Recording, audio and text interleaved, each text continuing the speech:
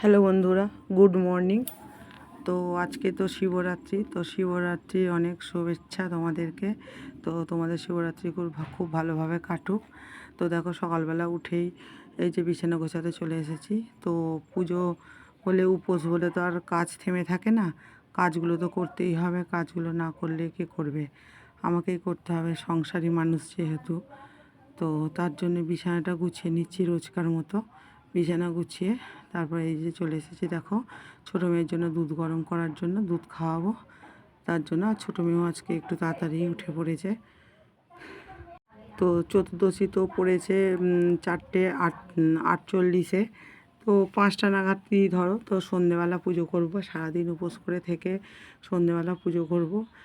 আর অনেকেই বলে, অনেকে বলবো না, মানে ছেলেদের বক্তব্য যে মেয়েরা উপোস করে নাকি ভালো মন্দ খাওয়ার জন্য। উপোস করে মানে খাওয়া ভালো, লুচি পরোটা ফলমূল যেমন হয়, মিষ্টি সন্দেশ। তো তার জন্যে নাকি মেয়েরা নাকি উপোস করে। তো সংসারের কল্যাণের জন্য বা স্বামীর কল্যাণের জন্য নয় নাকি। তো জানি না কতটা কি। তো মানে যে পুজো দিচ্ছে, কী উদ্দেশ্যে পুজো দিচ্ছে সেটাই ব্যাপার। কারণ কে কী বললো না বললো অত কথা কানে তুললে তো আর সংসারে চলা যাবে না। তো দুদিন ধরে তো পড়েছে, এরকম প্রায় প্রত্যেক বছরই পড়ে। তো দুদিনই ধরতে গেলে উপোস করে থাকতে হবে। আর আমি একদম নিঢাল উপোস করতে পারি না, মানে পুজো দিয়ে অনেকে ফল টল খায়, তো আমি সেটা করি না। জানি আমি শিবের উপোসে গরম কিছু খাবার চলে না, কিন্তু তবুও মানে থাকতে পারি না আর কি। তার জন্য আমি পুজো টুজো মানে চতুর্দশী পড়লে ঠাকুরকে পুজো দিয়ে তারপরে লুচি পরোটা সবার জন্য করে নিই আর নিজেও খাই। জানি না পাপ করছি কি পুণ্য করছি কতটা, আজকে উপোস করে কি করছি নিজেও জানি না। তো স্বামীর কল্যাণের জন্যই এটা সাধারণত বলে মানে করা হয় আর কি। কিন্তু অনেক ক্ষেত্রে দেখা যায় ছেলেরাও শিবরাত্রি করে, কিন্তু সেটা মেন নয় যে ছেলেদের জন্য মানে স্বামীদের জন্যই করতে হয়। মানে এটা কথার কথা যে ভালো স্বামী পাওয়ার জন্য নাকি বর পাওয়ার জন্য নাকি এই উপোসটা করা হয়, কিন্তু সেটা কথা নয়। অনেক ছেলেরাও দেখা যায় যে শিবরাত্রির উপোস করছে।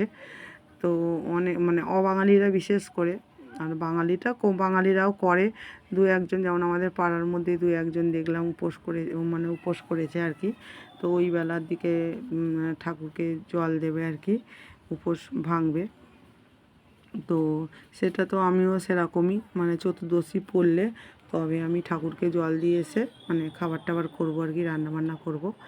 আর বাসি কাজ সব হয়ে গেছে। তো দেখো বন্ধুরা, এই যে বিকালবেলা চলে এসেছি, মানে বিকাল না এখন সন্ধেবেলা, এই যে রেডি হয়ে আর পুজোর গামলি নিয়ে বেরিয়ে পড়েছি। এই সামনেই আমাদের শিব মন্দির, তো সেখানেই পুজো দেব। আর এটা হচ্ছে আমাদের জেঠিমা, মানে জেঠিমাদের পালা হয় আর কি এই শিব মন্দিরের সামনে শীতলা মন্দিরও আছে। আর পুষ্পাঞ্জলি দিতে বসে গেছি।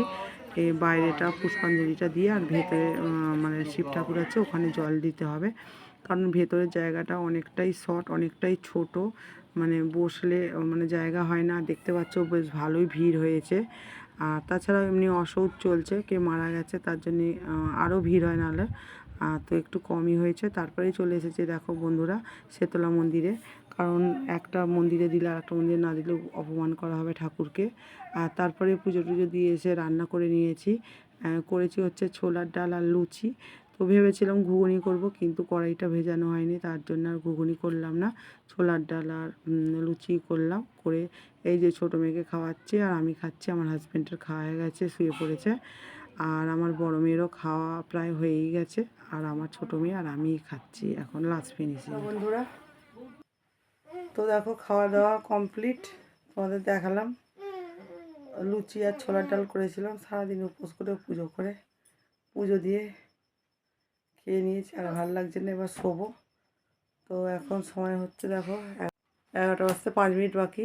তো এই যে নিচে বিছানা হয়ে গেছে, আমার হাজব্যান্ড শুয়ে পড়েছে। আর এই যে ওপরে দেখো মারামারি চলছে। এদের জ্বালায় ভিটে ছেড়ে চলে যেতে ইচ্ছা করে, থাকতে ইচ্ছা করে না। চলো বন্ধুরা, আজকের মতো ভিডিওটা এখানেই শেষ করছি।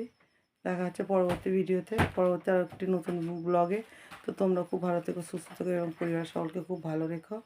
আর এইভাবেই আমার ভিডিও দেখতে থাকো আর পাশে থেকো, ঠিক আছে?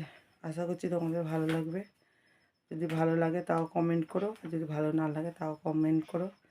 তাহলে বুঝতে পারবো তোমাদের ভালো লাগছে কি খারাপ লাগছে, আর আমিও মনে একটু সাহস পাবো এগিয়ে যাওয়ার। তো চলো আজকের মতো টাটা, গুড নাইট।